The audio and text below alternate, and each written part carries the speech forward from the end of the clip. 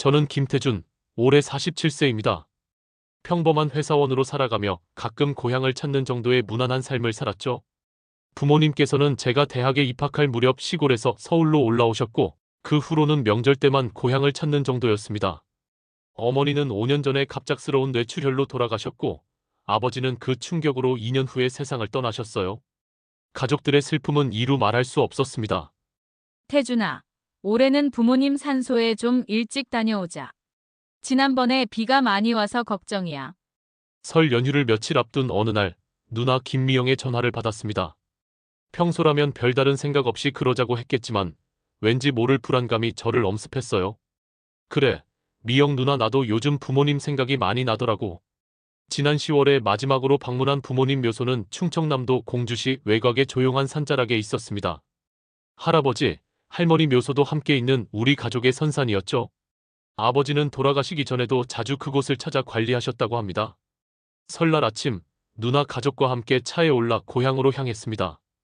창밖으로 스치는 풍경을 보며 어릴 적 기억들이 떠올랐어요. 아버지가 선수장만하신 트럭을 타고 선산에 갔던 일, 할머니 제사 때 온 가족이 모여 이야기꽃을 피웠던 일들. 어? 저기 사람들 보이지? 우리 선산 쪽 아닌가? 누나의 말에 고개를 돌리니 선산 입구에 몇 명의 사람들이 모여 있었습니다. 차에서 내리자 낯선 분위기에 가슴이 덜컥 내려앉았어요. 무슨 일 있으신가요? 제가 다가가 물었더니 한 노인분이 슬픈 표정으로 말씀하셨습니다. 아, 저기 산에 무슨 일이 있었나 봐요. 사람들이 울고불고 난리가 났더라고요. 심장이 빠르게 뛰기 시작했습니다. 누나와 함께 선산으로 올라가는 길, 평소 익숙했던 오솔길이 왠지 낯설게 느껴졌어요. 산 중턱에 도착했을 때 저희는 그대로 얼어붙고 말았습니다. 뭐야 이게 여기 맞나? 여기가 맞는 거지? 눈앞에 펼쳐진 광경은 믿기 힘들었습니다. 부모님과 조부모님의 묘소가 있어야 할 자리에는 아무것도 없었어요. 평평하게 다듬어진 흙바닥만이 남아 있었죠. 주변에는 다른 묘들이 그대로 있는데 우리 가족의 묘만 사라진 겁니다. 태준아, 이게 무슨 일이야? 여기가 맞는 거 맞지? 누나는 충격에 휩싸여 그 자리에 주저앉았습니다. 저도 말문이 막혀 아무 말도 할 수 없었어요. 누군가 우리 조상의 묘를 파헤친 것입니다. 그것도 묘 내기를 한꺼번에요. 도무지 납득이 가지 않는 상황에 분노와 슬픔이 한꺼번에 밀려왔습니다. 여기 분명히 어머니가 누워 계셨고 바로 옆에 아버지가 계셨어요. 그리고 할머니, 할아버지 묘도 여기 있었는데 저는 기억을 더듬어가며 원래 묘소가 있던 자리를 손으로 가리켰습니다. 누나는 여전히 믿을 수 없다는 듯 고개를 저었죠. 우리 가족이 정성껏 가꾸어 온 선산이었습니다. 어머니가 좋아하셨던 국화꽃을 매년 심고 풀을 정리하고 비가 오면 토사가 흘러내리지 않도록 돌담도 쌓아놓았던 곳이었어요. 태준아, 이거 신고해야 하는 거 아니야? 도대체 누가 이런 짓을 한 거지? 누나의 목소리가 떨렸습니다. 저는 곧바로 경찰에 신고했고 얼마 후 공주경찰서에서 경찰들이 도착했어요. 현장을 살펴본 경찰관은 심각한 표정으로 말했습니다. 불법 이장으로 보입니다. 최근에 마지막으로 방문하신 게 언제세요? 지난해 10월 말이었어요. 추석 지나고 한 번 더 왔었죠? 경찰은 약 3에서 4개월 사이에 사건이 발생했을 것으로 추정했습니다. 주변을 살펴보니 묘소를 파낸 흔적과 함께 작은 꽃병 파편이 발견됐어요. 어머니 묘 앞에 항상 두었던 꽃병이었습니다. 누나, 이거 엄마 묘 앞에 있던 거잖아. 파란색 도자기 꽃병은 어머니가 생전에 아끼던 것이었습니다. 돌아가시고 나서 그 꽃병에 항상 국화꽃을 꽂아두었죠. 그런데 누군가 그것을 깨뜨려 버린 겁니다. 마치 우리 가족의 추억까지 짓밟는 것처럼 느껴졌어요. 주변 묘들은 하나도 건드리지 않고 우리 가족의 묘만 사라진 상황이 더욱 이해할 수 없었습니다. 이건 단순한 사고가 아니라 의도적인 행동이었죠. 누군가 우리 가족을 노린 것이라고밖에 설명이 안 됐어요. 혹시 이 주변에 CCTV나 목격자가 있을까요? 경찰에게 물었지만 이곳은 외진 산중턱이라 CCTV는 물론이고 목격자도 기대하기 어렵다는 답변이 돌아왔습니다. 선산 입구까지 이어지는 마을길에 CCTV가 한 대 있지만 보관 기간이 30일이라 이미 지나버렸다고 합니다. 그럼 어떻게 해야 하죠? 우리 부모님이 말을 잇지 못하고 목이 메었습니다. 어머니가 돌아가셨을 때의 그 상실감이 다시 한번 저를 덮쳤어요. 아버지도 그렇게 보내드리고 이제는 그분들이 편히 쉬셔야 할 곳마저 사라져버린 현실이 너무나 고통스러웠습니다. 선산 주변을 샅샅이 살펴보았지만 더 이상의 단서는 찾지 못했습니다. 누나는 계속해서 눈물을 흘리며 어머니를 부르고 있었어요. 저는 가슴속에서 끓어오르는 분노를 억누르며 이 상황을 해결할 방법을 찾아야 했습니다. 우리 어머니는 참 다정하신 분이었습니다. 제가 어렸을 때부터 아픈 곳 하나 없이 건강하게 자랄 수 있도록 항상 신경 써주셨죠.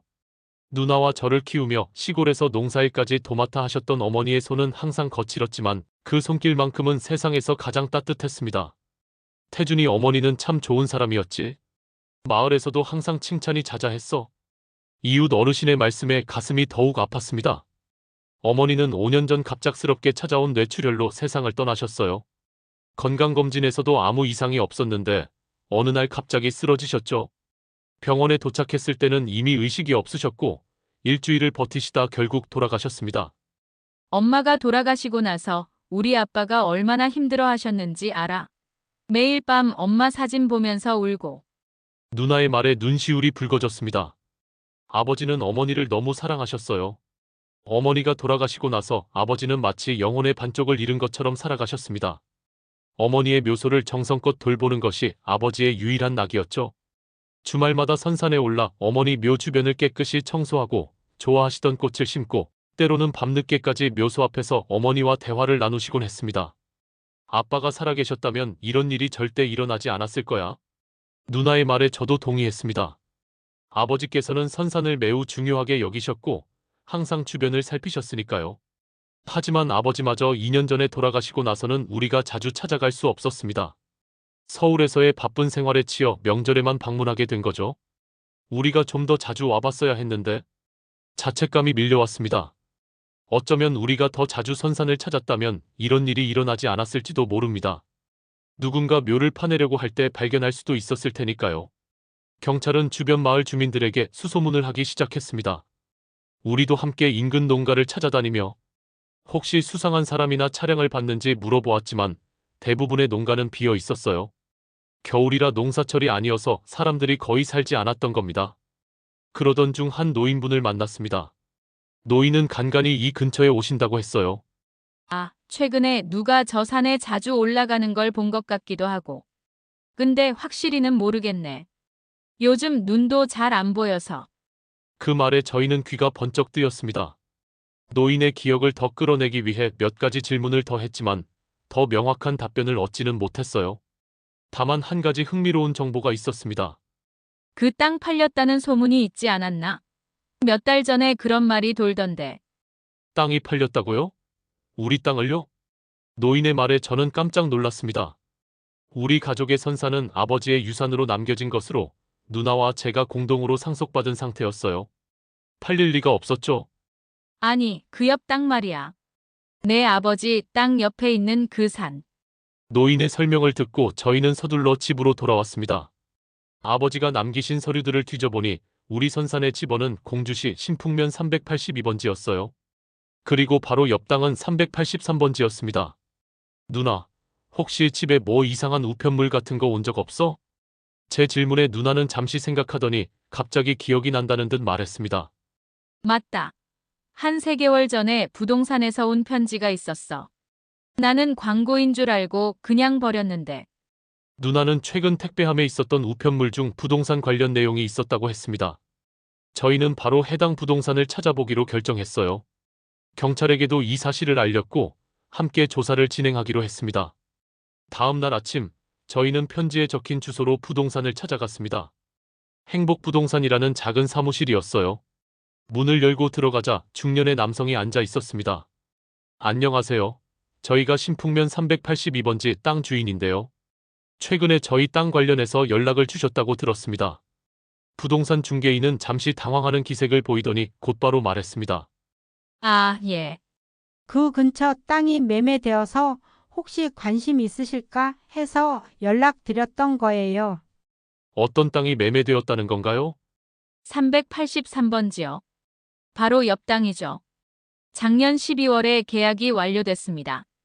저는 뭔가 이상한 느낌이 들었습니다. 우리 땅과 맞닿아 있는 땅이 팔렸다면 그게 어떻게 우리 묘소의 실종과 관련이 있을까요? 더 자세한 정보를 얻기 위해 물었습니다. 그 땅을 누가 샀는지 알 수 있을까요? 박민호 씨라고 40대 중반의 사업가세요. 펜션을 지으려고 한다고 하셨어요. 펜션이라니. 산 중턱에 있는 땅에 펜션을 짓는다는 게 의아했지만 일단 그 박민호라는 사람을 만나봐야 할 것 같았습니다. 부동산 중개인에게 연락처를 부탁하자 그는 잠시 망설이더니 명함 한 장을 내밀었어요. 직접 연락해 보시는 게 좋을 것 같습니다. 근데 혹시 묘지 관련해서 문제가 있으신가요? 그 말에 저와 누나는 동시에 부동산 중개인을 바라보았습니다. 왜 갑자기 묘지 얘기를 꺼낸 걸까요? 네, 저희 부모님과 조부모님 묘가 사라졌어요. 불법 이장을 당한 것 같습니다. 부동산 중개인의 표정이 굳어졌습니다. 그는 잠시 입을 다물고 있다가 조심스럽게 말을 이어갔어요. 사실 그 383번지 계약서에 특약 사항이 있었어요. 해당 토지 위에 분묘는 매도인이 이전한다는 내용이었죠. 순간 머리가 띵했습니다. 그렇다면 우리 땅과 옆 땅의 경계가 잘못 알려진 것일까요? 아니면 누군가 의도적으로 우리 묘를 파낸 걸까요? 저희는 부동산 중개인에게서 받은 연락처로 박민호 씨에게 전화를 걸었습니다. 통화 연결음이 몇 번 울리고 나서야 받았어요. 여보세요, 박민호입니다. 안녕하세요. 저는 김태준이라고 합니다. 신풍면 382번지 땅 주인인데요. 최근에 옆 땅을 구매하셨다고 들었습니다. 잠시 침묵이 흐른 후 박민호 씨가 말했습니다. 네, 맞습니다. 무슨 일로 연락하셨나요? 저희 가족 묘가 갑자기 사라졌습니다. 혹시 이 일에 대해 아시는 바가 있으신지요? 다시 한번 침묵이 이어졌습니다. 그리고 그가 조심스럽게 말했어요. 죄송하지만 직접 만나서 이야기하는 게 좋을 것 같습니다. 오후에 시간 되시나요? 2시간 후 저희는 박민호 씨의 사무실에서 그를 만났습니다. 40대 중반으로 보이는 그는 생각보다 예의 바른 태도로 저희를 맞이했어요. 일단 정말 유감스러운 상황이네요. 제가 구매한 땅은 분명히 383번지입니다. 계약서도 있고요. 박민호 씨는 계약서를 꺼내 보여주었습니다. 확실히 383번지에 대한 매매 계약서였고 앞서 부동산 중개인이 말했던 특약 사항도 명시되어 있었어요. 그런데 왜 하필 이 특약 사항이 있는 건가요? 그 땅에 묘가 있었나요? 네, 매도인이 그렇게 말했습니다. 자기 조상의 묘가 있어서 이전하겠다고 했어요. 매도인이 누구인지 알 수 있을까요? 최재혁이라는 분입니다. 40대 초반으로 알고 있어요. 저는 그 이름을 처음 들었습니다. 우리 가족과는 전혀 관련 없는 사람이었어요. 그런데 왜 그가 우리 가족의 묘를 자기 조상의 것이라고 주장한 걸까요? 그분과 연락할 방법이 있을까요? 박민호 씨는 잠시 고민하더니 전화번호를 알려주었습니다. 하지만 직접 만나본 적은 별로 없다고 했어요. 대부분의 일은 그의 어머니가 처리했다고 합니다. 최 씨의 어머니가 주로 이 일을 진행했어요. 이영숙 씨라고 60대 중반 정도 되신 분이에요. 이제 상황이 조금씩 정리되기 시작했습니다. 우리 가족의 묘를 이영숙이라는 사람이 자신의 조상 묘라고 주장하고 땅을 팔면서 묘를 이전하겠다고 약속한 것이죠. 그리고 실제로 묘를 파내어 어딘가로 옮겨간 겁니다. 혹시 그분들이 묘를 어디로 옮겼는지는 모르시나요? 그건 제가 알 수가 없습니다. 다만 계약 완료 후에 묘는 없어졌더라고요. 저와 누나는 최재혁과 그의 어머니 이영숙을 찾아야겠다고 결심했습니다. 하지만 그 전에 한 가지 더 확인하고 싶은 것이 있었어요. 박 사장님, 혹시 땅 경계를 정확히 확인하셨나요? 측량 같은 걸 한 적이 있으신지? 아니요, 따로 측량은 안 했습니다. 등기부등본과 부동산 중개인이 보여준 지도만 믿었어요. 그 순간 저는 중요한 가능성을 떠올렸습니다. 만약 땅 경계가 잘못 표시되었다면 이영숙 씨가 우리 땅을 자신의 땅으로 착각했을 수도 있겠죠. 최재혁 씨에게 전화를 걸어봤지만 연결되지 않았습니다. 여러 번 시도 끝에 포기하고 저희는 그의 어머니 이영숙 씨를 직접 찾아가기로 했습니다. 주소는 박민호 씨에게서 알아냈어요. 이영숙 씨의 집은 공주시 외곽의 조용한 아파트였습니다. 초인종을 누르자 60대 중반의 여성이 문을 열었어요. 누구세요? 안녕하세요. 저는 김태준이고 이쪽은 제 누나 김미영입니다. 신풍면 382번지 땅 주인인데요. 이영숙 씨의 표정이 굳어졌습니다. 그녀는 잠시 망설이더니 저희를 집 안으로 들였어요. 무슨 일로 오셨나요? 저희 부모님과 조부모님의 묘가 사라졌습니다. 혹시 이 일에 대해 아시는 바가 있으신지요? 이영숙 씨는 잠시 침묵하더니 한숨을 내쉬었습니다. 그 묘가 당신들 가족의 것이었나요? 저는 저는 그게 우리 가족의 묘라고 알고 있었어요. 그녀의 고백에 저와 누나는 충격을 받았습니다. 어떻게 그런 착각을 할 수 있는 건지 이해할 수 없었어요. 무슨 말씀이세요? 그 묘는 저희 부모님과 조부모님의 묘입니다. 저희가 30년 넘게 관리해온 곳이에요. 이영숙 씨는 고개를 숙였습니다. 제 남편이 살아있을 때 저에게 그곳이 우리 조상들의 묘라고 했어요. 5년 전에 남편이 돌아가고 나서는 자주 가보지 못했지만 최근에 땅을 팔기로 하면서 묘를 이전해야 했죠. 그런데 어떻게 정확한 확인도 없이 묘를 파내실 수 있었던 거죠? 법적 절차도 있고 지자체 허가도 필요한데요. 그건 저희가 허가를 받았어요. 저희 아들 이름으로 된 땅이니까요. 그리고 우리 조상의 묘라고 생각했으니 저는 머리가 복잡했습니다. 이영숙 씨가 진짜로 그렇게 믿었다면 그녀에게도 나름의 이유가 있었을 테죠. 하지만 그것이 저희 가족에게 준 상처는 너무나 컸습니다. 그럼 지금 부모님 유골은 어디에 계신가요? 이영숙 씨는 잠시 망설이더니 대답했습니다. 일부는 화장을 했어요. 그리고 나머지는 우리 집안 선산에 모셨습니다. 화장을요? 저와 누나는 동시에 소리쳤습니다. 누나는 그 자리에서 눈물을 터뜨렸고 저는 분노를 억누르기 위해 주먹을 꽉 쥐었어요. 우리 어머니를 화장했다고요? 누가 그렇게 할 권리를 줬습니까? 제 목소리가 떨렸습니다.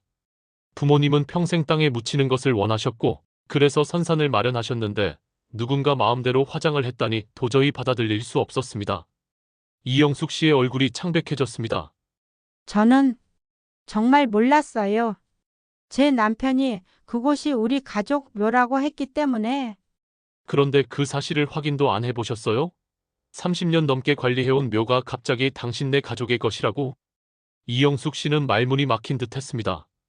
그녀도 이런 상황이 믿기지 않는 듯 했죠. 저희는 남편이 돌아가고 나서 거의 가보지 않았어요. 종교적인 이유도 있었고, 하지만 땅을 팔기로 하면서 묘를 이전해야 했죠. 그렇다 해도 법적 절차가 있잖아요. 지자체에 신고할 때 묘비는 확인 안 하셨나요?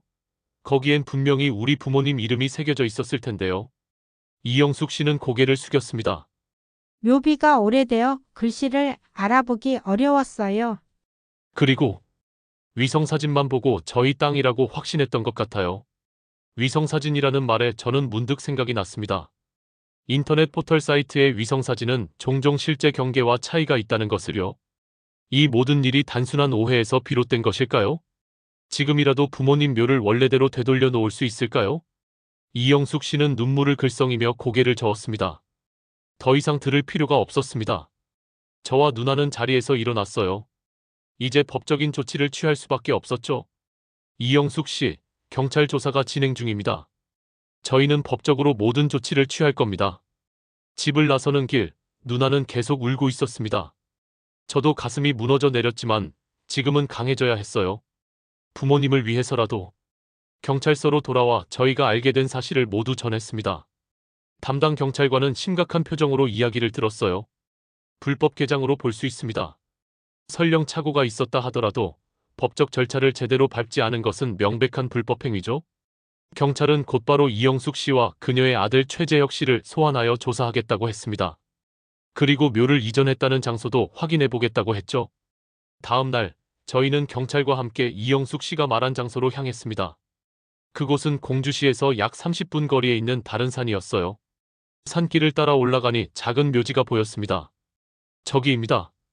경찰관이 앞장서서 걸어갔습니다. 저와 누나는 떨리는 마음으로 뒤를 따랐죠. 그런데 제 눈에 들어온 광경은 너무나 참혹했습니다. 이게 뭐죠? 묘는 제대로 조성되지 않은 채 흙만 겨우 덮여 있었습니다. 마치 급하게 땅을 파고 관을 넣은 후 대충 덮어놓은 듯한 모습이었어요. 심지어 비가 오면 쉽게 무너질 것 같은 상태였습니다. 엄마, 아빠 죄송해요. 누나는 그 자리에 주저앉아 울기 시작했습니다. 저도 목이 메어 말을 잇지 못했어요. 우리 부모님과 조부모님이 이런 상태로 방치되어 있다니 너무나 가슴 아픈 일이었습니다. 묘를 제대로 조성하지도 않았군요. 경찰관이 심각한 표정으로 말했습니다. 그리고 이영숙 씨 말대로 두 구만 있는 것 같습니다.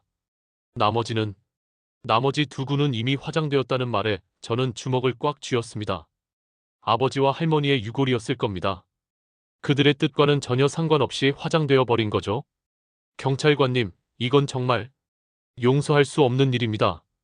경찰관은 고개를 끄덕였습니다. 불법 개장에 대한 처벌을 받게 될 겁니다. 그리고 당신들에게 손해배상도 해야 할 거고요. 하지만 그런 처벌이 우리 가족의 상처를 치유해 줄 수는 없었습니다. 이미 일부는 화장되었고 나머지도 이렇게 방치된 상태로 어떤 보상이 이 마음의 고통을 덜어줄 수 있을까요? 묘소 앞에서 저희는 한참을 울었습니다.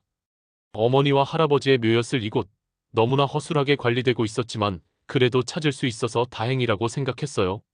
하지만 이미 화장된 아버지와 할머니는 어떻게 해야 할까요? 누나, 일단 여기 계신 어머니와 할아버지는 제대로 모셔야 해. 그래 그래도 찾아서 다행이야. 하지만 아버지와 할머니는 누나의 목소리가 떨렸습니다. 저도 마음이 아팠지만 지금은 할 수 있는 일부터 해나가야 했습니다. 다음 날 경찰은 중요한 조치를 취했습니다. 바로 토지 경계에 대한 정확한 측량이었어요.